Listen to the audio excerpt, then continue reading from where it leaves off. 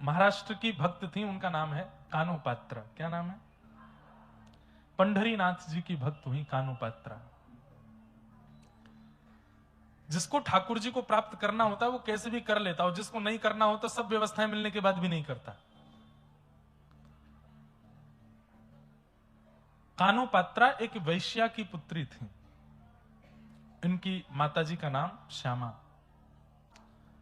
नगर वैश्या थी। जब कानों का जन्म हुआ तो मां के मन में आया कि जो कलंक मुझ पर लगा है वो कलंक कभी मेरी पुत्री पर ना लगे, और इस कलंक के कारण मेरी पुत्री को कोई कष्ट ना दे, ऐसी विचारधारा उनके चित्त में आ गई। बहुत ध्यान से सुनिएगा। लेकिन कई बार ऐसा नहीं होता। अगर माता पिता दोषी होते हैं तो उनके बालकों को भी उसी दोष में ठहरा दिया जाता है। समाज संसार बहुत खतरनाक है बंधुओं।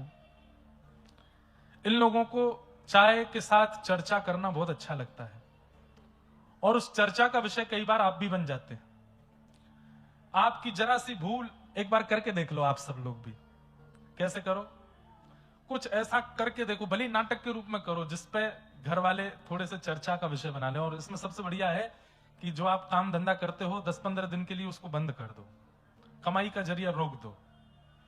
कुछ ऐसा करो, फिर देखो चाय की चर्चा पर आप बिस्कुट से ज्यादा आप खाए जाओगे। लोग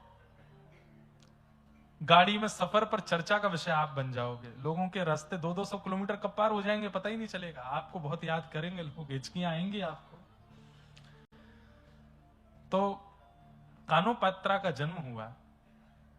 मां के मन में यह भाव था कि जैसा कलंक मुझ पर है मेरी पुत्री को ना लगे, मेरी पुत्री कम से कम ठाकुर जी की भक्त बने। और एक बात आपको बता दें, पिता यदि ठान ले कि मुझे अपने पुत्र या पुत्री को यह बनाना है तो संभवतः हो सकता है कि वो ना बने, लेकिन मां यदि ठान ले तो 90% वो बालक बन ही जाएगा, जैसा मां चाह रही है वैसा। मां चाह ले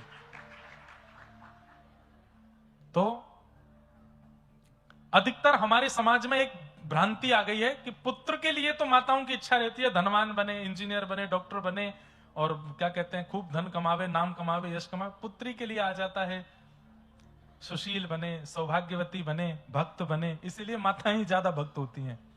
इसलिए कथाओं में भी संख्या सबसे ज्यादा माताएं बहनों की होती हैं। क्यों? उनकी माता जी ने भी यही सोचा था कि ये भक्त बने, घर में रहे, ठाकुर जी की सेवा पूजा करे, भोग प्रसाद बनावे, जब ब्याह हो जाए तो ससुराल में जाकर के भी वहां पे भी वहां के ठाकुर जी की सेवा आदि करे। माता ही सेवक होती हैं ठाकुर जी की। भाई लोगों के लिए विचार ही नहीं करते, वो उसके लिए धनवान का विचार करते हैं। उसके लिए तो समाज संसार में कमाने वाला बने, वो तो वो बन भी जाता है वैसा। तो कानोपात्रा की मां ने सोचा कि मैं तो कलंकिनी हूं, मुझ पे तो कलंक लगा है वैश्या का, मेरी पुत्री पर ना लगे। धीरे धीरे पुत्री बड़ी होने लगी। अब जहां वो रहती थी आसपास भी सब वैश्या ही रहती थी, तो उनको देख करके गाना बजाना भी वो सीख गई। कानोपात्रा गाती भी थी, उनकी तरह नाचती भी थी। तो मां जब आती तो आकर के डांटती, क्या गा रही थी? बोले मैंने सुना। तो फिर रात भर उनकी मां बैठ करके एकांत में फिर तुकाराम जी का अभंग सुनाती, तुकाराम जी का अभंग सुनाती, जनाबाई का अभंग सुनाती, नामदेव जी का अभंग सुनाती, ठाकुर जी का कीर्तन भजन सुनाती। बोले वो नहीं गाना, ये गाना है। धीरे धीरे कानोपात्रा में वैसी ही भक्ति जागृत होने लगी, वैसा ही भाव कानोपात्रा के चित्त में आने लगा।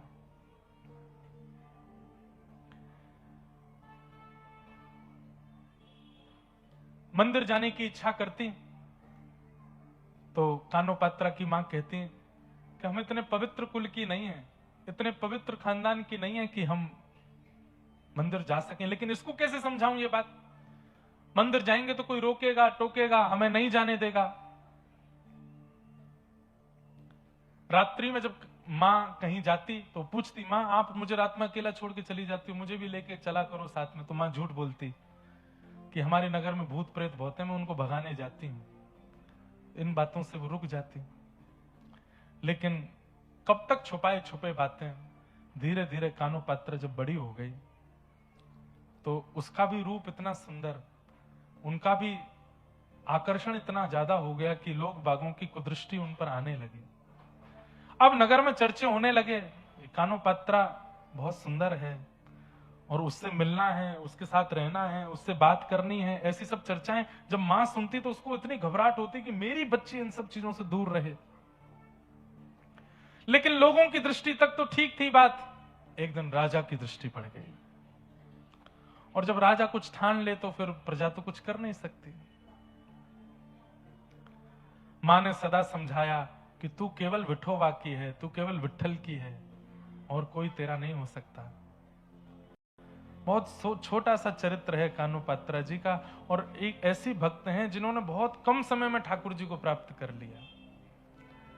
राजा के सैनिक लोग आ गए, कानोपात्रा को पकड़ लिया और चलो राजा ने तुमको बुलाया है, कोई अंतिम बात तुमको करनी हो परिवारी जनों से, मां से, तो कर लो, क्योंकि अब तुम वापस नहीं आओगी, अब तुम राज भवन में ही रहोगी, राजा को सुख प्रदान करना है। तो कानोपात्रा से जब पूछा गया कि तुम्हारा अंतिम इच्छा कुछ हो तो बताओ, तो उसने कहा मैंने जीवन भर विठोबा के कीर्तन सुने हैं, जीवन भर विठोबा का केवल नाम सुना है, दर्शन नहीं किया। एक बार मंदिर में आज्ञा लेकर के पुजारियों से कहा, आप तो राजा के सैनिक हैं, आप तो जो चाहे कर सकते हो, जब राजा मुझे बुला ही रहे तो राजा केवल एक प्रस्ताव दे दें, मुझे एक बार विठोबा को देखना है, उनको देख के मैं आ जाऊं। तो मंदिर में प्रवेश वर्जित था, वैश्या की पुत्री है, लेकिन राजा ने आज्ञा कर दी, बोले नहीं इसको दर्शन कराओ, उसके बाद ही हमारी सेवा में रहेगी। तो पुजारी आदियों ने भी आज्ञा दे दी, मंदिर के द्वार खोल दिए और कानोपात्रा गई है।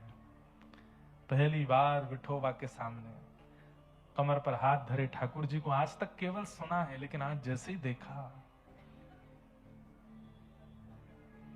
सन्मुख गई, जाकर के कानोपात्रा के नेत्र सजल हो गए, और सजल नेत्रों से ठाकुर जी से कहती है कि नाथ मैं आपकी हो चुकी हूं, बचपन से मैंने आपको अपना मान लिया है, आपने मुझे माना कि नहीं ये मुझे नहीं पता, पर मैं आपको अपना मान चुकी हूं। अब आपके अलावा यदि मेरा कोई स्पर्श भी करे, मेरा कोई वर्ण करे, तो इसमें मेरी कोई लाज नहीं जाएगी, आपकी लाज जाएगी। अरे कोई बहुत बड़ा व्यक्ति यदि सामान्य को अपने जीवन में बुला करके कुछ समय बाद उस सामान्य का त्याग कर दे, तो सामान्य पर कुछ नहीं जाएगा, उस बड़े की निंदा होती है। हम सामान्य जीव हैं, हम आपकी शरण में आए हैं, आपके चरण में आए हैं नाथ, मैं आपकी शरणागत हो गई हूं। और सुनिए, मैंने सब जगह फैला दिया है कि मैं आपकी हूं, मैंने नगर नगर में, गांव गांव में जाकर के कह दिया है मैं आपकी हूं, और आपके बाद यदि वो राजा मुझको स्वीकार करेगा तो इसमें आपकी बड़ी निंदा होगी नाथ। अब वो राजा मुझे स्पर्श भी ना कर पाए, ऐसी योजना आप बनाओ। प्रभु जी मोरी क्या बिगड़ेगी, जाएगी लाज तुम्हारी, तुम्हारी जाएगी लाज तुम्हारी। हरि जी मोरी क्या बिगड़ेगी, जाएगी लाज तुम्हारी, तुम्हारी जाएगी लाज तुम्हारी। मुपति पांच पांच के तुम पति, सो पति काहे बिसारे, भीष्म द्रोण और कर्ण दुशासन, इन मोरी लाज बिगाड़ी। हरि जी मोरी क्या बिगड़ेगी, जाएगी लाज तुम्हारी, जाएगी लाज तुम्हारी। सूरदास पाछे पछतई हो, आप पीछे पछताओगे, जब जब जब मोहे देख उघारी, वैसे तो द्रौपदी के चीर हरण के प्रसंग का पद है, परंतु हर भक्त ठाकुर जी से कह सकता है कि नाथ, यदि ये संसार मुझे अपने चंगुल में फंसा रहा है तो इसमें मेरा कुछ नहीं जाएगा। मैं तो अपने आप को आपके सन्मुख अर्पित कर चुका हूं, अपने आप को आपके हवाले कर चुका हूं। अब आपके हवाले आने के बाद कोई और मुझे स्वीकार करे, इसमें मेरा कुछ नहीं बिगड़ेगा।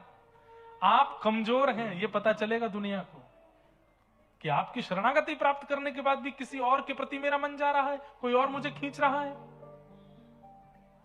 कानोपात्रा ने ठाकुर जी से कह दिया, और यदि आप मुझे स्वीकार नहीं करे हैं तो फिर आप पूरे पंढरपुर में जाके घर घर में जाके बता दीजिए सबको कि कानोपात्रा को मैंने स्वीकार नहीं किया। लेकिन नाथ, उसमें आपको बहुत श्रम होगा। इतने हजारों घरों में हर घर में जा जाके आपको बोलना पड़ेगा कि कानोपात्रा मेरी नहीं है, कानोपात्रा मेरी नहीं है। इतनी हजार जगह जाकर के आप श्रमित होंगे, उससे अच्छा तो इस कानों को स्वीकार कर लीजिए ना।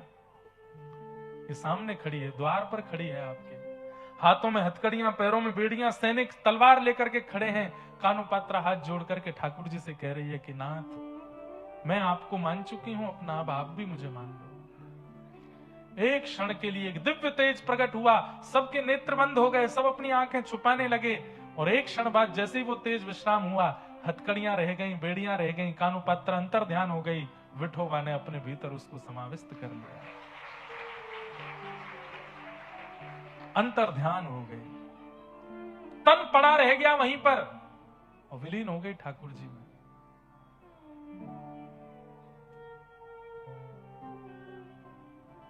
ठाकुर जी स्वीकार करें, इसी के लिए तो हम लोग भक्ति पथ पर चल रहे हैं, उसके योग्य हम बने, उसी के लिए तो हम लोग कथा भागवत सब श्रवण कर रहे हैं। करने की ठान ले कोई मन में तो कर सकता है, हमने ठाना नहीं है अभी। वो डेडिकेशन जैसा होना चाहिए वो आया नहीं है अभी। अरे जिसके अंदर डेडिकेशन हो जाता है वो घर भी इसी भाव से बनाना, घर नहीं बना रहे हैं, निकुंज बना रहे हैं ठाकुर जी का, विवाह नहीं कर रहे हैं, एक सहचरी ला रहे हैं ठाकुर जी की सेवा के लिए।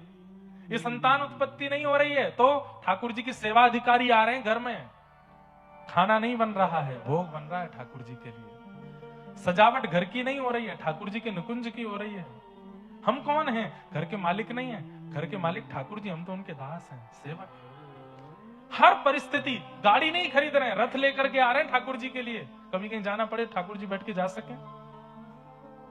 हर व्यवस्था ठाकुर जी के संबंध की हो जाए हमारे जीवन में, तभी हमारा जीवन सार्थक है। बाकी दो जगह पैर रखे रहो, भक्ति भी कर लो, संसार को भी स्वीकार कर लो, उससे कुछ नहीं मिलने वाला। तो निर्मत्सराणाम सताम, ठाकुर जी को मात्सर्य दोष प्रिय नहीं है। वैद्यम वास्तवमत्र वस्तु शिवदम तापत्रयोन्मूलनम। श्रीमद् भागवत की कथा श्रवण करने के बाद ठाकुर जी से आपको अपना एक संबंध अनुभव होने लगता है। ठाकुर जी आपको अपने कुछ लगने लगेंगे, मेरे ठाकुर जी ये हैं, मैं ठाकुर जी से ये संबंध मानूं। बंधुओं, तो हे मोहे नाते अनेक मानिए, जो भावे ज्यों तो तुलसी कृपा चरण शरण पावे। ठाकुर जी से हमारे अनेक नाते हैं, चाहे जो संबंध आप ठाकुर जी से बनाओ, बस जिस संबंध को बनाओ उसको निभाना जरूर, उसको निभाइएगा जरूर। निगम कल्प तरोर गलितम फलम सुखमुखादमृत द्रव संयुतम पिबत भागवतम रसमालयम मुहुर्हु रसिका भुवि भावुका। निगम कहते हैं वेद के समूह को, कल्प दरोर गलितम फलम, निगम रूपी कल्प वृक्ष का पका हुआ फल है श्रीमद् भागवत, मतलब वेदों का फल है श्रीमद् भागवत। सुख मुखाद अमृत द्रव संयुतम, सुखदेव जी के मुख लग जाने से अमृत तुल्य हो गई है भागवत। पिबत भागवतम रसमालयम, कथा को सुनने की आज्ञा नहीं दी है, कथा को पीने की आज्ञा दी है। भागवत की कथा को पियो, इस कथा रस का पान करो। पिबत भागवतम रसमालयम, बोले कितना पिए? बोले मुहुर्हु रसिका भुवि भावुका, पीते रहो पीते रहो पीते रहो। उसका रसस्वादन पान करते रहो। इस प्रकार 3 श्लोकों में मंगलाचरण किया गया। 88,000 सौनिकादि ऋषियों ने सूत जी महाराज से 6 प्रश्न किए। इन्हीं 6 प्रश्नों में अब कथाक्रम चलेगा। सूत जी महाराज अब यहां से कथा सुनाना प्रारंभ करते हैं और अनेक विषय बताने के बाद धर्मस्वनिष्ठितः पुंसाम विश्वक्सेन कथासु यः नोत्पादये दधिरतिम श्रम एव ही केवलम। एक बहुत सुंदर बात है, ध्यान से सुनिएगा। धर्मस्वनिष्ठितः पुंसाम विश्वक्सेन कथासु यः नोत्पादये दधिरतिम श्रम एव ही केवलम। हमारे द्वारा की गई पूजा, हमारे द्वारा किया गया व्रत, हमारे द्वारा की गई नव दुर्गा की आराधना, हमारे द्वारा किया गया सोमवार व्रत, एकादशी व्रत, श्रावण में बिल्वपत्र अर्पण, एकादशी के दिन तुलसी अर्पण, ये सब ठाकुर जी स्वीकार करते हैं। इसका प्रमाण क्या है? हम अपनी आराधना में जो कुछ भी ठाकुर जी को निवेदित करते हैं उससे ठाकुर जी प्रसन्न हो रहे हैं, इसका प्रमाण क्या है? कई लोग हैं अनेक नियम करते हैं। कोई गिरिराज जी की परिक्रमा का नियम लिया हुआ है, कोई जगन्नाथपुरी जाने का नियम लिया है, किसी ने महाप्रसाद नित्य पान करने का नियम लिया है, किसी ने एकादशी का नियम लिया है, किसी ने ठाकुर जी की सेवा के प्रारूप में गरीबों की सेवा, कन्याओं के विवाह आदि आदि सब सेवा क्रम करते हैं। पर इन सब से ठाकुर जी प्रसन्न होते हैं, इसका प्रमाण क्या है? किससे प्रसन्न हो रहे हैं?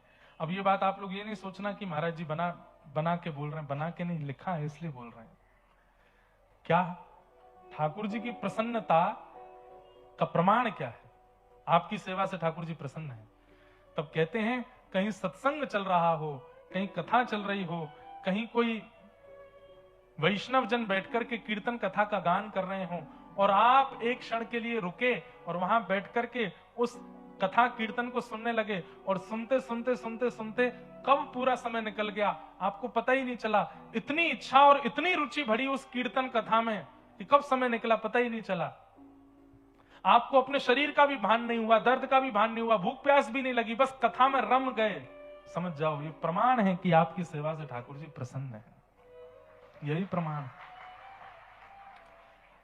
पर हर महीने जगन्नाथपुरी जाते हैं, हर अमावस्या गिरिराज जी की परिक्रमा करते हैं, हर एकादशी पर व्रत करते हैं, पर कथा में बैठे हैं, इधर देख उधर देख, अभी 1 घंटे की और है कथा, तो अभी कब जाएंगे, कब निकलेंगे, कब क्या, वो क्या पहन के आया, उसने क्या किया है, इतना ही इनमें ही दिमाग लगा है। व्यास जी क्या कह रहे हैं एक शब्द भी समझ में नहीं आ रहा है। तो कहते हैं श्रम एव ही केवलम। आप केवल वो जो नियम कर रहे हो दुनिया भर के, वो केवल एक मेहनत कर रहे हो, ठाकुर जी उससे राजी नहीं है। ठाकुर जी की प्रसन्नता का, ठाकुर जी के राजी होने का सबसे बड़ा प्रमाण क्या है?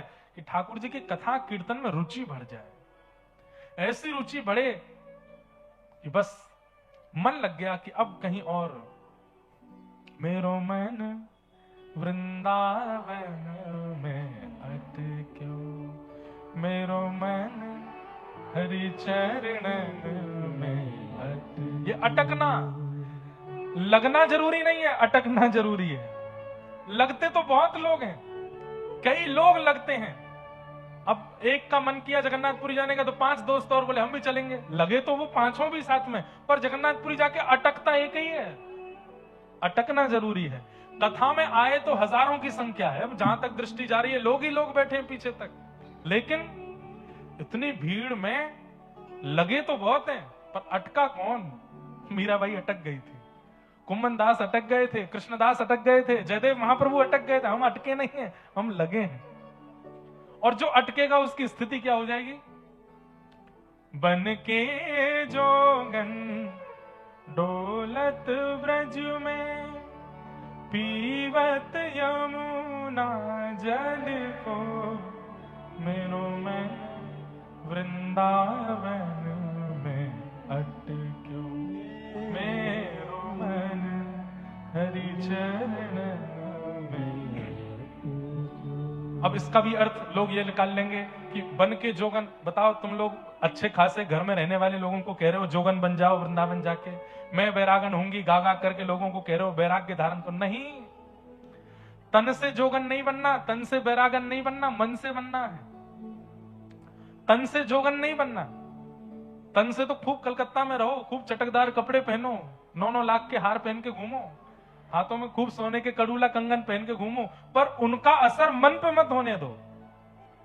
खूब 1.5 करोड़ की गाड़ी में चलो, पर उस 1.5 करोड़ की गाड़ी को मन पर बुद्धि पर हावी मत होने दो। ये है वैराग्य, ये है जोगन बनना। खूब बढ़िया प्रसाद पाओ, पर उस प्रसाद के बिना रह ना सको। खूब बढ़िया रोटी दाल चावल खाओ। अब रोटी दाल चावल ही बोलेंगे, और क्या बनता है आपके कलकत्ता में?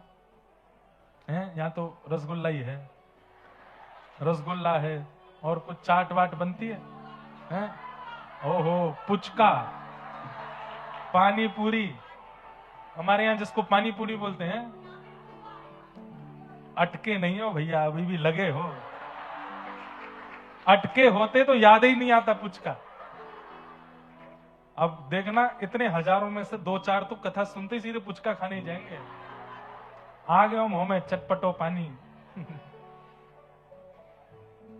पुचका, ये कोई शब्द है? पुचका।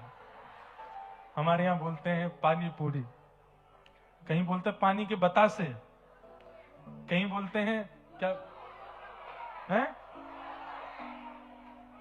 गोलगप्पा। गोलगप्पा, हाँ, गोलगप्पा खाए जो है जाए गोलगप्पा। हमारे यहां बोलते टिकिया, ब्रज में बोलते हैं टिकिया। अलग अलग नाम है, नहीं अटकोगे भैया, तुम तो लगे ही ठीक हो। 1000 नाम तो आपको पता है। तो क्या बता रहा था मैं? तो जोगन और वैरागन का मतलब ये नहीं है कि आप सब छोड़ छाड़ करके शरीर से भी वही बन जाओ। नहीं, सबके बीच रहो, पर मन पे हावी मत होने दो। जोगन और बैरागन कौन है? कि जीव की इच्छा तो हुई कि पानी पूरी खानी है, पुचका खाना है, पर तुरंत सोचा, हे जीव, मैं तेरी दासी थोड़ी हूं, चल घर में भिंडी बनी खा। तुरंत भिंडी खा के जीव को शांत कर ले। ये बैरागन है। आप हंसो नहीं, ये वास्तविकता बता रहे हैं। मन को एकाग्र करने का ये तरीका है, मन को संभालने का ये तरीका है कि मन जो मांगे उससे विपरीत दो उसको। मन की इच्छा हो गई हमको ये पीना है, तो उसको पिलाइए मत, क्योंकि जैसे ही पीने की इच्छा हुई और आपने उसको पिलाया तो मन क्या समझ जाता है कि ये मेरा दास है, मैं जो कहता हूं ये मुझे तुरंत देता है। और फिर मन उसी चीज में आपको रमाए रखता है, लगाए रखता है। मन की तरंग मार लो, बस हो गया भजन। देखो कितने अच्छे शब्द हैं। आदत बुरी सुधार लो, आदत बुरी सुधार लो, बस हो गया भजन। अगर कोई कथा में बैठा है, बीड़ी पीता है, तंबाकू खाता है, कुछ भी उल्टा सीधा खान पान सेवन करता है, अभी बोल दे बस आज से छोड़ दिया, अरे महाराज एक साथ 1000, 2000, 5000 गिरिराज जी की परिक्रमा का फल मिल जाएगा उसको, जैसे ही वो अपनी बुरी आदतों को सुधारने का नियम ले लेता है। ठाकुर जी उसको कंठ से लगा लेते हैं, वाह भैया तेने सुधारने को प्रण ले लिया अपने आप में। कोई तुम्हें बुरा कहे सुनकर करो क्षमा, कोई तुम्हें बुरा कहे सुनकर करो क्षमा। गा तो सब रहे हैं लेकिन क्षमा करता कोई नहीं है। देख लूंगा तुझे, तू कथा से बाहर मिल मुझको। तेने आगे नहीं बैठने दिया मुझको, तुझे बताऊंगा मैं। तू कथा हो जाने दे, 7 दिन बाद मुझे दिख जाइए लेक टाउन में अगर कहीं देखा तो तू देखना, बुला ला चाहे जिसमें ताकत हो। हम ऐसे हैं। पर भक्त का नियम कैसा है? कोई तुम्हें बुरा कहे सुनकर करो क्षमा, कोई तुम्हें बुरा कहे सुनकर करो क्षमा। अपनी वाणी का स्वर संभाल लो, बस हो गया भजन। अपनी वाणी का स्वर संभाल लो, बस हो गया भजन। हो मन की तरंग बस हो गया भजन। ओ मन की तरंग मार लो, बस हो गया भजन। ये भजन के रूप हैं। एक व्यक्ति को हम जानते हैं, वो श्रावण में मौन रहते हैं, पूरा श्रावण मास मौन रहते हैं, एक शब्द नहीं बोलते और अन्न नहीं खाते, केवल पयोव्रत करते हैं। पयोव्रत समझ रहे हैं? दूध पी के रहते हैं, एक समय भोजन करते हैं बस। और वो भी भोजन कैसे करते हैं? जो अनाज है उसको गैया को खिलाते हैं, फिर गैया का गोबर जो होता है उसको छान के, उसको सुखा के, उसके अनाज की रोटी खाते हैं। इतना कठिन तप करते हैं, पर उनको गुस्सा जब आता है ना, बोलते तो नहीं है लेकिन किसी को बुला के गाली लिख के दे देते हैं। ले मैंने कि कहां गया व्रत, कहां गया इतना ये अनाज वनाज खिला के कोई गैयाओं का, तुम क्या कर रहे हो भाई? सारी स्थिति तन पर लागू होने की नहीं होती है। मन बैरागन बने, मन जोगन बने। आप कलकत्ता में भी रहते हैं लेकिन मन वैरागन है। मन भले ही अनेकों अवस्थाएं मिल गई पर मन पर उसका प्रभाव नहीं होता। हम कथा करने ऑस्ट्रेलिया भी जाते हैं, अमेरिका भी जाते हैं, कनाडा भी जाते हैं, विदेश की धरती पर भी जाते हैं, पर मन पर असर नहीं होने देते। यही तो चाहिए कि मन पर उसका प्रभाव ना पड़े। बन के जोगन डोलत ब्रज में, पीवत यमुना जल को, मेरो मन वृंदावन अटक्यो, मेरो मन हरि चरण में अटक्यो। याद में तोरी भई बावरी, सुध लो मोरी कुंज बिहारी। याद में तोरी भई बावरी, सुध लो मेरे कुंज बिहारी।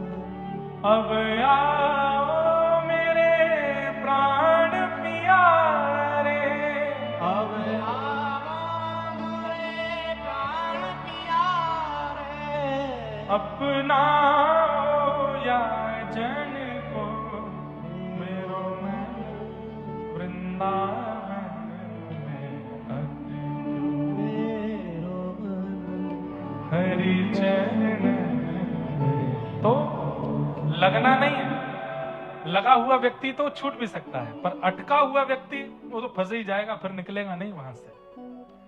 तो वही बात यहां पर कही जा रही है। धर्मस्वनिष्ठितः पुंसाम विश्वक्सेन कथा स्वीयः नोत्पादयेद अधिरतिम श्रम एव हि केवलम। आप चाहे जितने नियम कर लीजिए, चाहे जितने व्रत कर लीजिए, जितने अनुष्ठान कर लीजिए, जितनी परिक्रमाएं लगा लीजिए, लेकिन ये सब ठाकुर जी स्वीकार करते हैं। इसका प्रमाण होगा सत्संग में जाकर के, अगर आपका मन अटक रहा है सत्संग में, बस 7 बजते ही ये लगता है हो गया समय। जैसे ही व्यास जी कहें अब आगे कथा कल सुनाएंगे, तो मन घबराने लगे कि अब कैसे निकलेगी पूरी रात, कब तक, तब समझो कि हाँ इतनी रुचि कथा के सत्संग के प्रति बढ़ रही है, तो समझो ठाकुर जी आपके द्वारा किए गए सब व्रत नियम अनुष्ठान सेवाओं को स्वीकार कर रहे हैं। कथा में कहकर के आए थे 1 घंटे के लिए आएंगे, लेकिन 4 घंटे निकल गए, बीत गया, कब समय पता नहीं चला। समझो ठाकुर जी प्रसन्न है, आपसे राजी हैं। ठाकुर जी राजी नहीं होंगे ना, तो बाकी सब जगह मन लग जाएगा, कथा में मन नहीं लगेगा। क्योंकि कथा क्या है? आपके पूरे सुधार का मूल कथा है। आपके जीवन में सुधार, आपकी करनी में सुधार, आपकी बोली में सुधार, आपके मन में सुधार, आपकी वाणी में सुधार, विचारों में सुधार कथा से होगा। और उस कथा से आप सुधरो, ठाकुर जी चाह नहीं रहे। करते रहो नियम। अब नियम तो रावण भी बहुत करता, रोज त्रिपुंड लगाता था, रोज शंकर जी का अभिषेक करता था, रोज वेद अध्ययन करता था। अब वेद अध्ययन करता था कि नहीं तो नहीं पता, पर हाँ विद्वान तो था, लेकिन सत्संग नहीं करता। कभी नहीं सुना होगा कि रावण कथा सुनता था, नहीं सुनता था, रावण कथा नहीं सुनता था। और श्री हनुमान जी महाराज, प्रभु चरित्र सुनवे को रसिया, राम लखन सीता वन बसिया। हनुमान जी तो इतने भ्रसिक हैं यत्र यत्र रघुनाथ कीर्तनम तत्र तत्र कृतमस्तकांजलिम बाष्पवारी परिपूर्ण लोचनम मारुतिम नमत राक्षसांतकम। एक कथा हमने सुनी थी, एक व्यास जी कथा कर रहे थे और कथा में कहने लगे कि अशोक वाटिका जब हनुमान जी पहुंचे तो उन्होंने अशोक वाटिका का दृश्य देखा। ऐसे फल लगे थे, ऐसे वृक्ष लगे थे, ऐसे वहां राक्षस थे, वहां पर जो वृक्ष थे उनमें जो पुष्प थे उनका वर्ण जो था वो श्वेत रंग का था। हनुमान जी का मंदिर था जहां कथा चल रही थी। तो जो हनुमान जी अधिकतर ऐसे ही मिलते हैं, हाथ में पर्वत और एक हाथ में गदा और एक पैर ऊपर को उठा हुआ, चोला चढ़ा। ऐसे ही हनुमान जी के ज्यादातर मंदिर हैं। तो उन हनुमान जी की आंखें मटकने लगी, ऐसे ऐसे करने लगे। श्रोताओं ने कहा, अरे हनुमान जी के नेत्र घूम रहे हैं, शायद हनुमान जी कुछ कह रहे हैं। पुजारी जी बोले, वो मेरी बात को प्रमाणित कर रहे हैं कि अशोक वाटिका के जो वृक्ष थे वहां पुष्प जो थे वो श्वेत थे। तो हनुमान जी की गदा नीचे आ गई। बोले नहीं नहीं, ये कुछ और कह रहे हैं। बोले नहीं नहीं, ये और प्रमाणित कर रहे हैं कि वो श्वेत ही थे। वो पर्वत नीचे धर दिया हनुमान जी ने। बोले अब तो ये पूर्ण प्रमाणित कर दिया कि मैं जो भी कथा सुना रहा हूं वो बिल्कुल सत्य है। हनुमान जी प्रकट ही हो गए। बोले श्वेत नहीं थे वहां के पुष्प, मैं गया था, लाल वर्ण के पुष्प थे। व्यास जी बोले बाद में करेंगे, पहले सब प्रणाम कर लो। हनुमान जी आ गए प्रत्यक्ष। व्यास जी ने प्रणाम किया, सब श्रोताओं ने प्रणाम किया। हनुमान जी बोले अब हमसे बात करो। व्यास जी बोले क्या बात है? बोले तुम क्यों कह रहे हो ये? मैं संकेत कर रहा हूं फिर भी तुम नहीं समझ रहे हो। श्वेत पुष्प नहीं थे, लाल पुष्प थे, लाल पुष्प। मैं गया था अशोक वाटिका, मुझे पता है। व्यास जी बोले देखो बुरा मत मानियो, जय जय, लाखों वर्ष हो गए आपको गए हुए, थोड़ी तो बुद्धि है, भूल जाती है, विस्मृत हो गई होगी आपको। पुष्प तो लाल ही थे। हनुमान जी बोले बड़े हटीले व्यास हो भाई, मैं वहां गया हुआ व्यक्ति, वहां का दृष्टा व्यक्ति बोल रहा हूं कि श्वेत पुष्प थे, और तुम यहां अभी 10, 15, 20, 25, 30 साल पहले तुम्हारा जन्म हुआ है और तुम यहाँ अभी कलिकाल के जीव, और तुमको पता है त्रेता में क्या देखा मैंने, बोल रहे हो कि श्वेत पुष्प थे। बोले नहीं, मैं तो अपनी गुरु आज्ञा से बोल रहा हूं, आचार्य आज्ञा से बोल रहा हूं, ग्रंथों में पढ़ करके बोल रहा हूं, पुष्प तो श्वेत ही थे। बोले सब झूठ बोल रहे हैं, मैंने देखा है लाल पुष्प थे। श्रोता बैठे बैठे आनंद ले रहे हैं। अब क्या होगा? बोले हम आपकी बात नहीं मानेंगे। तो हनुमान जी बोले तो हम भी तुम्हारी बात नहीं मानेंगे। बोले तो आप मत मानो, ये तो सब मानेंगे मेरी बात। हाँ भाई श्रोताओं बताओ, लाल पुष्प थे कि श्वेत पुष्प थे? सारे श्रोता बोले श्वेत पुष्प थे। हनुमान जी बोले मेरी गदा से डरो। हनुमान जी बोले कैसे मानोगे? बोले हम तो तब मानेंगे जब अशोक वाटिका में और जो था वो आके यहां प्रमाण दे। हनुमान जी बोले अशोक वाटिका का प्रमाण तो केवल सीता जी दे सकती हैं। हाँ तो वही तो प्रार्थना कर रहे हैं, उनको भी बुला लो। और व्यास जी श्रोताओं से कह रहे हैं इसी जिद पे रहना कि पुष्प जो थे वो श्वेत ही थे। हनुमान जी बोले अभी रुको, अभी आता हूं। तुरंत साकेत पहुंच गए। राम जी, सीता जी, सब पूरा राम दरबार बैठा था। आइए आइए हनुमंत लाल, क्या समाचार लेके आए? बोले कि एक जंग छिड़ गई है नीचे, व्यास जी में और मुझ में जंग छिड़ गई है। बोले काय बात की जंग? बोले वो कह रहे हैं कि अशोक वाटिका के पुष्प जो थे वो श्वेत थे, और माँ आपको तो पता है, आप तो वहां रही, मैं भी आया था, वहां के पुष्प लाल थे। माँ, अब हनुमान जी उनसे पूछ नहीं रहे, कह रहे हैं सीधे आप चलो और माँ व्यास जी को प्रमाणित दे दो। वो मुझे झूठा ठहरा रहे हैं, और वो सारे श्रोता भी मुझको झूठा ठहरा रहे हैं।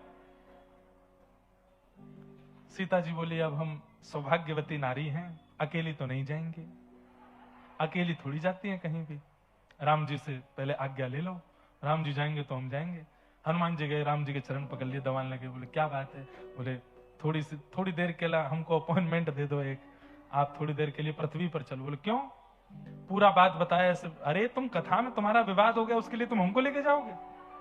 आपको नहीं पता, बहुत बड़ी बात है। आप तो साकेत में रहते हैं, मैं पृथ्वी पर रहता हूं, कथाओं में ही मेरा जीवन जाता है, और वहां कथा में वो मुझे ही ठहरा रहे हैं गलत। मैं किस मुंह से वहां जाऊं और जाके चोला चढ़वाऊं फिर से?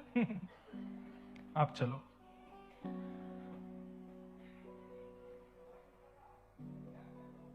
अब राम जी बोले कि हम लखन जी के बिना नहीं जाते, लक्ष्मण जी से आज्ञा ले लो। हनुमान जी लक्ष्मण जी के पास गए। लखन भैया आप तो देखो, तुम सब जगह ले जाने की मत कहा करो, हैं ये कोई बात है? आप तुम्हारी छोटी सी बात के लिए हम प्रभु को नीचे लेके जाएंगे? भैया आप जो कहेंगे हम सब करेंगे, चरण पकड़ रहे हैं आपके, प्लीज 1 मिनट के लिए ले चलो। लखन जी बोले देखो वन में बात अलग थी, अब भरत भैया भी बड़े हैं, भरत भैया से आज्ञा लिए बिना मैं नहीं जाऊंगा। भरत भैया के पांव पूजे, भरत भैया को मनाया। भरत भैया बोले शत्रुघ्न जी हम सबके छोटे हैं, मैं तो नंदीग्राम चला गया था 14 वर्ष के लिए, भैया वन में चले गए थे, लक्ष्मण जी भी वन में चले गए थे, अयोध्या में तो यही थे, तो जब से हम लोग लौट करके आए हैं तब से इन्हीं की चलती है, शत्रुघ्न जी जब तक नहीं बोलेंगे तब तक कोई नहीं जाएगा। हनुमान जी ने जाके शत्रुघ्न जी को मनाया, बड़ी मुश्किल से शत्रुघ्न जी माने।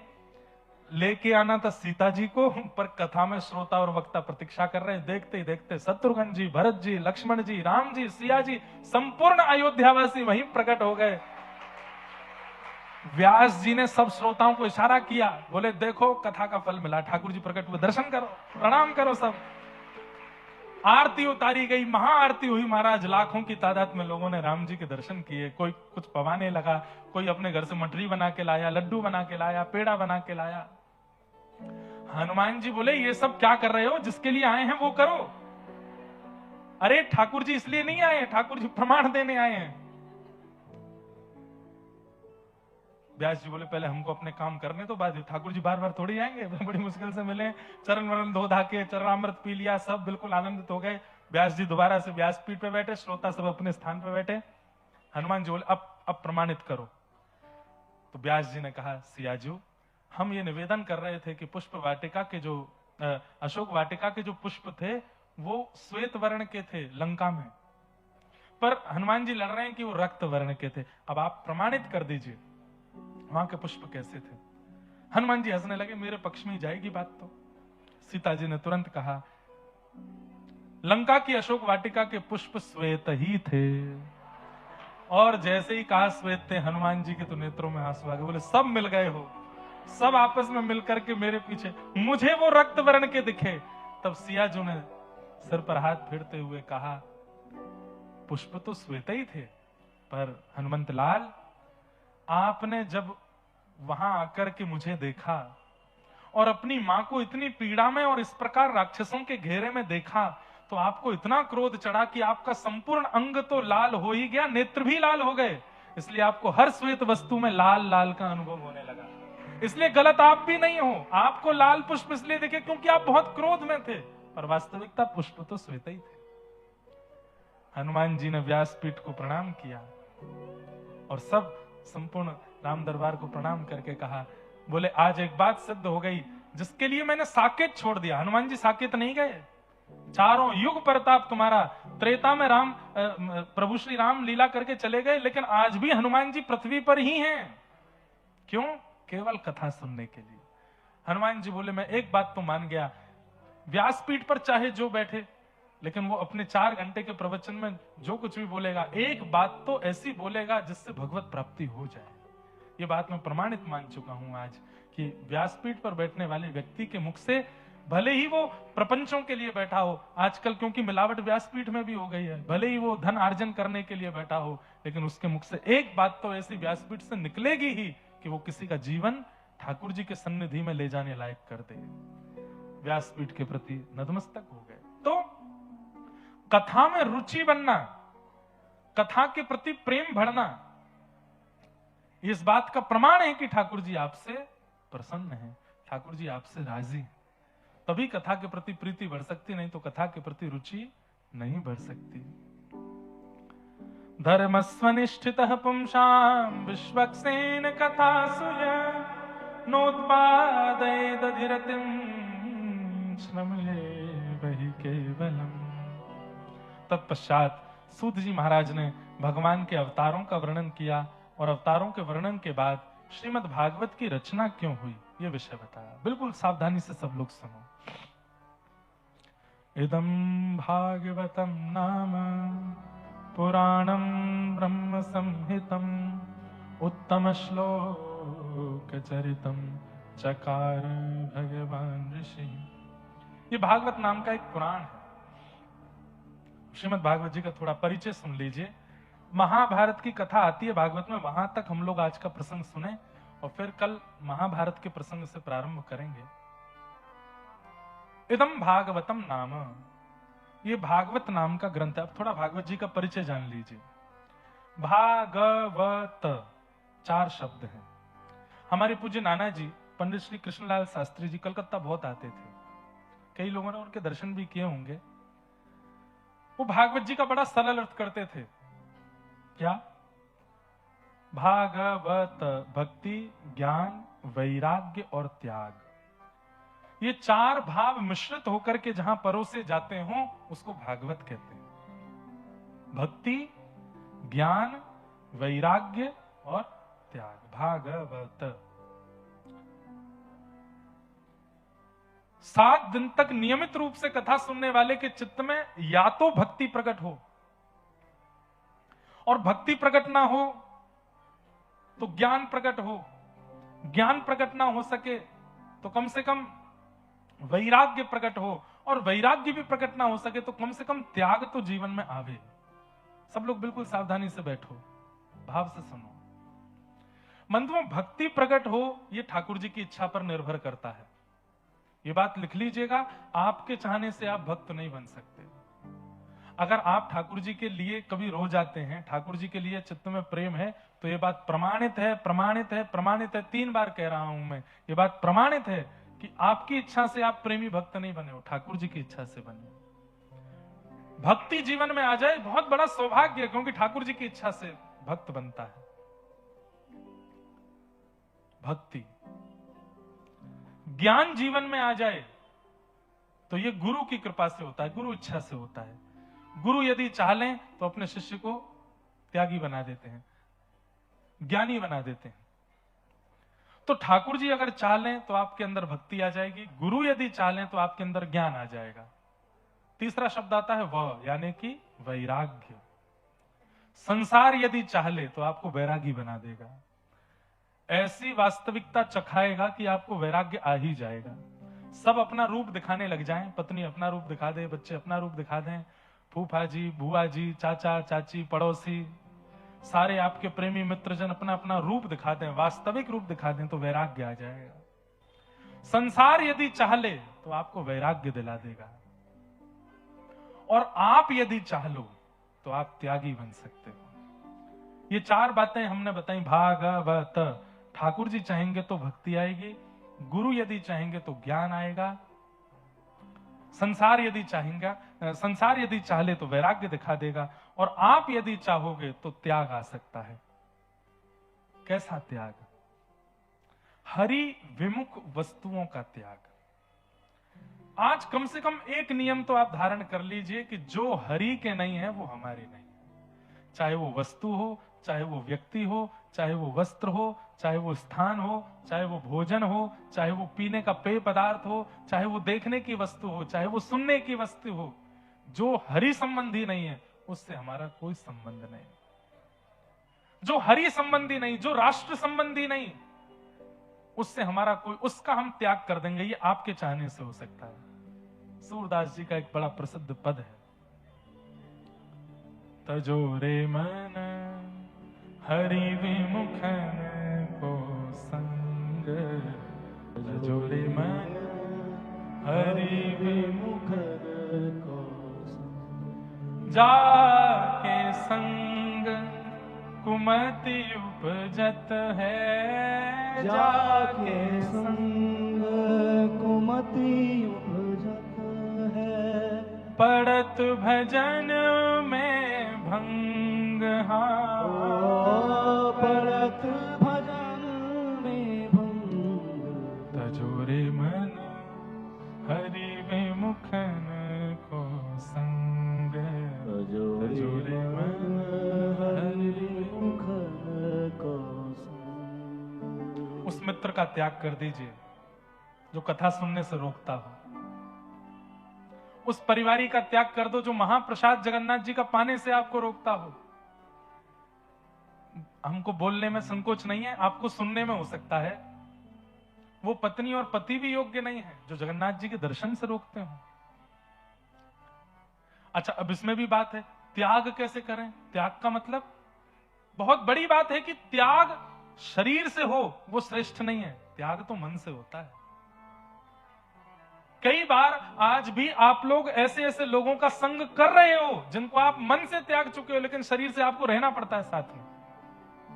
कई लोग यहां ऐसे बैठे हैं जो ऑफिस जाते हैं, कॉलेज जाते हैं, अपने काम पर जाते हैं, वहां बिल्कुल विपरीत लोग हैं। मांस मच्छी खाने वाले लोग हैं, हर प्रकार के दूषित वार्ता करने वाले लोग हैं, आप उनको चित्त से स्वीकार नहीं कर सके, लेकिन कर्म के लिए आप वहां जाते हो। मन से तो आप त्याग ही चुके हो ना, मन से ही त्यागना है। जो हरि से संबंध बनाने में विमुखता प्रकट करता हो, हरि से मिलने में विमुखता प्रकट करता हो, मन से उसका त्याग करो। देवादिदेव महादेव शंकर ने सती का मन से त्याग किया था, तन से नहीं। जब जिद करने लगे कि जाना है यज्ञ में, महादेव ने कहा कि देवी तुम सब जानती हो, वहां मेरा अपमान हो रहा है और मुझे बुलावा भी नहीं दिया, फिर भी तुम्हारी जाने की इच्छा है, सब जानते हुए भी जाना चाहती हो तो तुम जाओ। कहते हैं उसके बाद महादेव ने सन्मुख आसन रखा। जिस पत्नी का आसन वाम भाग में होना चाहिए, उस पत्नी का आसन सन्मुख रखा। इसका मतलब क्या है? तन से त्याग नहीं किया, पर मन से गतिविधियों में त्याग कर दिया। जो बगल में बैठने की अधिकारिणी थी उसको सामने बैठाया।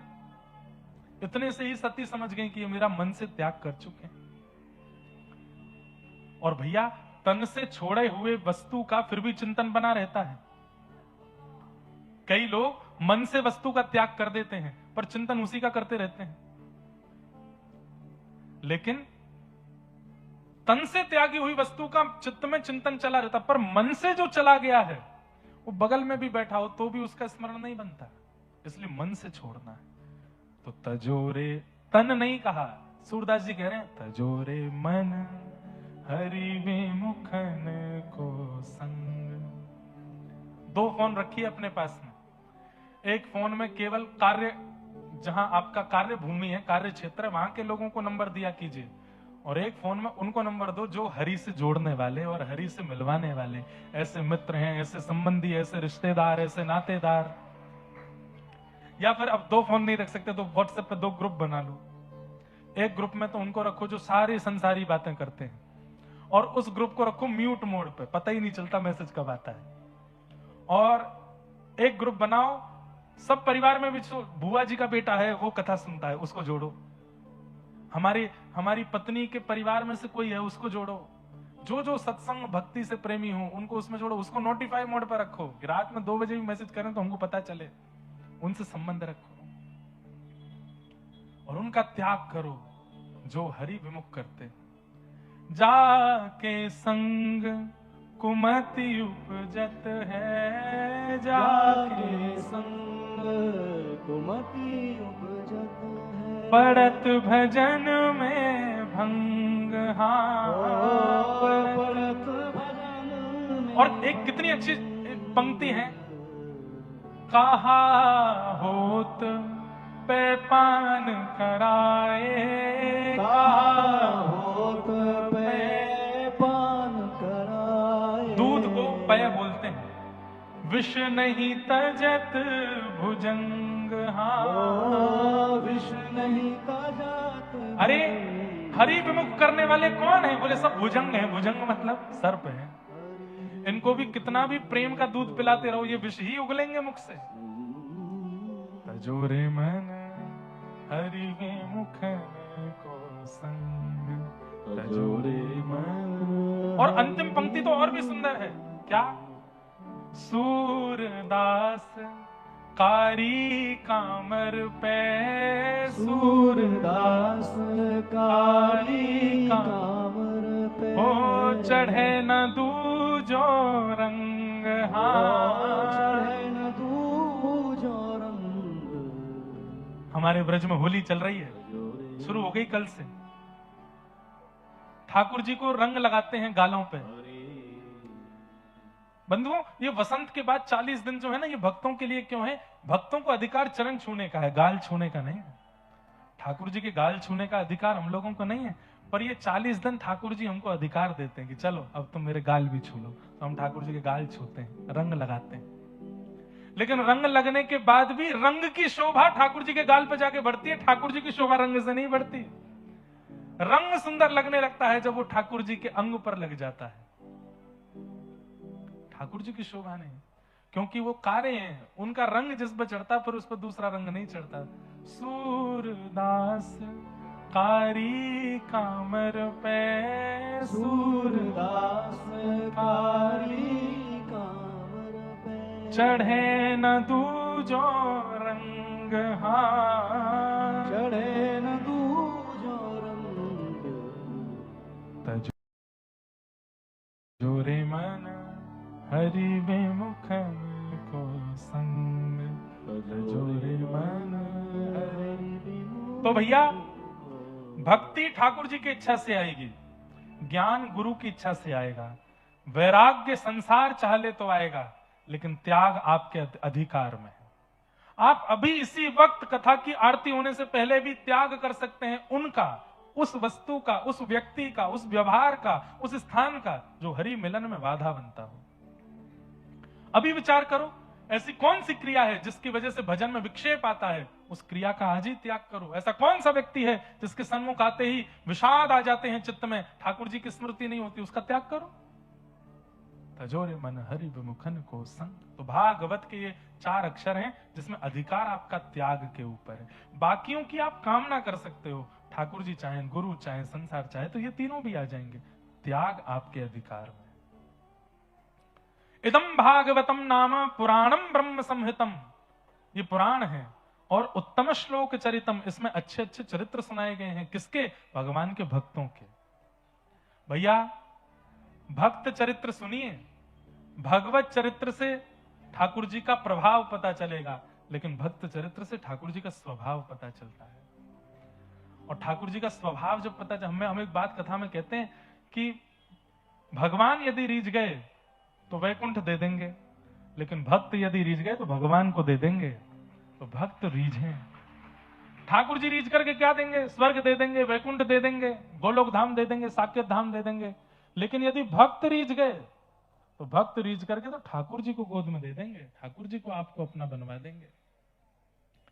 हमारे गोवर्धन में एक पाखंडी रहता था, ध्यान से सुनना सब लोग, इधर देखो, यहां देखो। हमारी ठाकुर जी ने ना हमको डिटोना लगा के भेजा, नजर नहीं लगेगी। हमारी नाक के बीचों बीच डिटोना लगा रखा है ठाकुर जी ने। तो आप कहीं ये सोचो हम बहुत देखें तो नजर नहीं लग जाए व्यास जी को, ऐसी बात नहीं है, यही देखा करो, ध्यान से सुनो। तो हमारे गोवर्धन में एक पाखंडी रहता था। पाखंडी किसको कहते हैं? नाम लेता है ठाकुर जी का, कथा करता है ठाकुर जी की, पर चाहता क्या है? धन अर्जन करना और लोगों को अर्जन करना, भीड़ अपने पीछे लगाना। तो वो क्या करता था? लोग दर्शन करके आते थे गिरिराज जी, गोवर्धन नाथ जी का, श्रीनाथ जी का, और उनकी वाणी सुनकर के,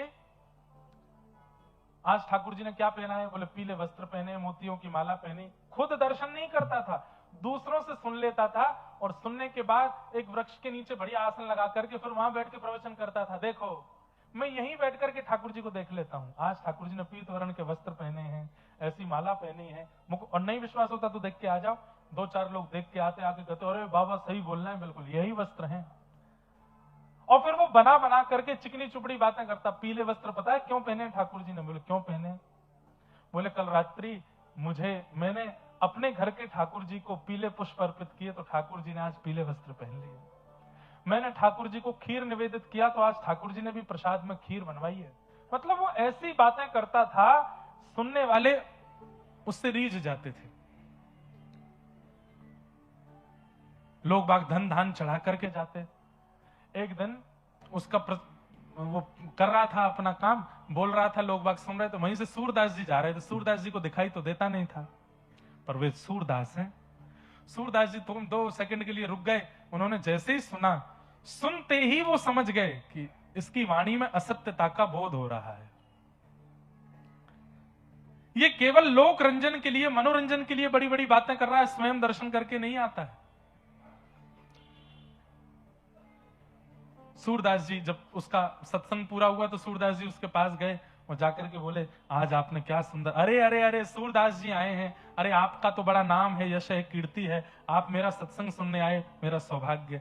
सूरदास जी बोले बड़ी अच्छी बात है, पर मैं एक चीज पूछने आया हूं। बोले हाँ, कब से दर्शन नहीं गए, सच बताओ। कैसी बात कर रहे हैं? आज गेरुआ रंग का वस्त्र पहना है, आज सोने के ठाकुर जी ने आभूषण पहने हैं, आज मकराकृत कुंडल पहना है, आज सिर पर ऐसी सिरपेज पहनी है, ऐसे ठाकुर जी को भोग लगा, आप कैसे कह सकते हैं?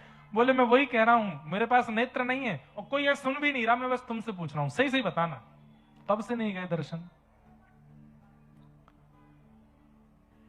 कल गया था शाम को, थोड़ा और सच बताओ। हाँ, शाम सुबह गया होऊंगा, गया था कल सुबह गया था। सूरदास जी बोले थोड़ा और सच बताओ। नहीं मंगला में तो मैं गया ही था। सूरदास जी बोले मैं कुछ नहीं बिगाड़ूंगा तुम्हारा और मेरे से बिगड़ेगा भी नहीं भाई, मैं नेत्रहीन हूं, थोड़ा सच बताओ कब गए थे? बोले देखो बिल्कुल सच बताऊं? बोले हाँ पिछले हफ्ते गया था। सूरदास जी बोले नेक्स्ट सा और सच बताओ। अंत में आके बोला 6 महीने हो गए नहीं गया। बोले हाँ अब सच बोला ना, 6 महीने से नहीं गया दर्शन करने, यहाँ चिकनी चुपड़ी बातें करता है, चल दर्शन करने चल। सूरदास जी उसका हाथ पकड़ के जैसे ही ले गए ऊपर मंदिर में, तो आश्चर्य क्या हुआ, श्रीनाथ जी खड़े हैं और जैसे ही सूरदास जी मंदिर में उसको लेकर के आए, श्रीनाथ जी मूर्ति मंत्र से सचल हो गए और सचल होकर के बोले अरे गोसाई जी मेवा मंगाओ, लड्डू मंगाओ, पकवान बनवाओ, अरे ढोल नगाड़े ताशे बजाओ। बोले क्यों? जिस भक्त की दर्शन की प्रतीक्षा में मैं खड़ा था आज वो मेरे सामने आ गया है, सूरदास जी उसको लेकर के आए हैं। आपने ताली क्यों बजाई? ये तो आश्चर्य की बात है। वो 6 महीने से ठाकुर जी को देखा नहीं है और सूरदास जी उसको लेकर के आ गए। ठाकुर जी पकवान बनवा रहे हैं, ढोल नगाड़े बजवा रहे हैं, सेनाई बजवा रहे हैं। सूरदास जी को भी आश्चर्य हुआ। सूरदास जी बोले जय जय, जे 6 महीना ते आपके दर्शन नहीं किए जाने, उल्टी सीधी नीचे बस सुनी सुनाई बातन ने बोलता रहे, आपके कभी चरणन में नहीं आया हो, आपको कभी प्रेम भर के आने देखो नहीं, केवल धन कमावे को जरिया बना लियो है, और आप यहाँ के द्वार पे आते ही कह रहे हो कि मैं यहाँ के दर्शन के काजे व्याकुल है। ब्रजभाषा समझ रहे हैं ना, कभी कभी निकल आती है। आप कह रहे हैं यहाँ के दर्शन के काजे आप व्याकुल है, कैसी बात कर रहे हो? ठाकुर जी बोले सूरदास सही पूछो तो मुंह तो या को नामू नहीं पता, मैं तो या को जानू भी ना हूं, मेरे मन में तो केवल ये आई जाकू सूरदास पकड़ करके ला रहा है, वो सामान्य नहीं होगा, वो कोई अति श्रेष्ठ ही होगा, वो कोई अति श्रेष्ठ ही होगा। या हमारे में पकवान बनवा रहा हूं, या हमारे में सेनाई ढोल नगाड़े बजवा रहा हूं, क्या सिद्ध हुआ? आपकी योग्यता नहीं है, आपकी क्षमता नहीं है। लेकिन कोई परम रसिक यदि रीझ गया आपसे और उसने आपका हाथ पकड़ लिया तो ठाकुर जी अपने सहजता में आ जाते हैं और ठाकुर जी के मन में आ जाता है या मुझसे मत मिलवाओ, मैं यहां से मिलूंगा। क्यों? क्योंकि इन्होंने इसका हाथ पकड़ लिया है। आचार्यों की दृष्टि में आप आ गए, भक्तों की दृष्टि में आप आ गए, वैष्णवों की मन में स्वभाव में चिंतन में आप आ गए। समझ जाओ ठाकुर जी उसी समय मन बना लेते हैं आपसे मिलने का। क्यों? उनकी दृष्टि में आप आ गए। ठाकुर जी के सन्मुख जाने की ज्यादा योजनाएं मत बनाओ। वृंदावन जाओ, बिहारी जी का दर्शन करो, राधा वल्लभ जी दर्शन करो, राधा रमन, एक दिन में सारे दर्शन कर लो। बाकी के 4 दिन तो केवल रसिकों को खोजो। वृंदावन में रसिक कौन है, वृंदावन में महापुरुष कौन है, वृंदावन में ब्रजरज उपासी कौन है, उनके पास जा करके उनको प्रणाम करो, उनकी दृष्टि में आने का प्रयास करो। और दृष्टि में भी इस भाव से नहीं आना कि ये मेरा नाम बोले या मेरी बातें करें, नहीं, एक बार बस देख लें मुझको और ये चाह लेंगे तो मुझे ठाकुर जी मिल जाएंगे, ये चाह लें बस।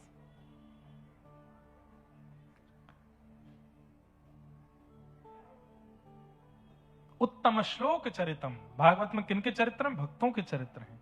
क्योंकि भक्तों की दृष्टि में अगर आप आ गए तो ठाकुर जी की दृष्टि में क्या, ठाकुर जी के स्वप्न में आप आने लग जाओगे, क्योंकि भक्तों की दृष्टि में आप आ गए। इसलिए भक्त दृष्टि के अधिकारी हम बने, ऐसी भावना रखो। चकार भगवान ऋषि, श्री वेदव्यास भगवान ने इस भागवत की रचना की है। ऐसी भागवत पुराण को हम बारंबार प्रणाम करते हैं। वेदव्यास जी महाराज ने अनेक वेद लिखे, लेकिन उसके बाद भी मन को शांति नहीं मिली, तब उन्होंने भागवत की रचना की और भागवत की रचना करके पूरे विश्व को भागवत जी प्रदान कर दी।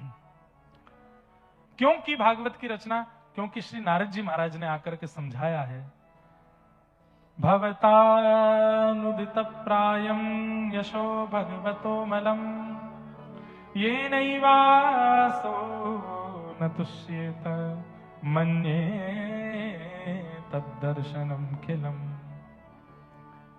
हे व्यास जी, आपने अनेक वेद पुराण लिखे, लेकिन सब में ठाकुर जी के निर्मल यश को नहीं लिखा, ठाकुर जी की सुंदर गाथाएं नहीं लिखी, ठाकुर जी के भक्तों के सुंदर चरित्र नहीं लिखे, इसलिए आपका मन अशांत है। अब एक ऐसी रचना करो जिसमें ठाकुर जी के भक्तों के चरित्र हों, ठाकुर जी का निर्मल यश हो, तब आपका मन शांत होगा। तब वेद व्यास जी महाराज ने भागवत की रचना की। यहाँ ठाकुर जी का प्रभाव नहीं, ठाकुर जी का स्वभाव बताया गया, ठाकुर जी के भक्तों से प्रेम बताई गई, ठाकुर जी के भक्तों के साथ में रुचि बताई गई है। ऐसी भागवत को हम बारंबार प्रणाम करते हैं।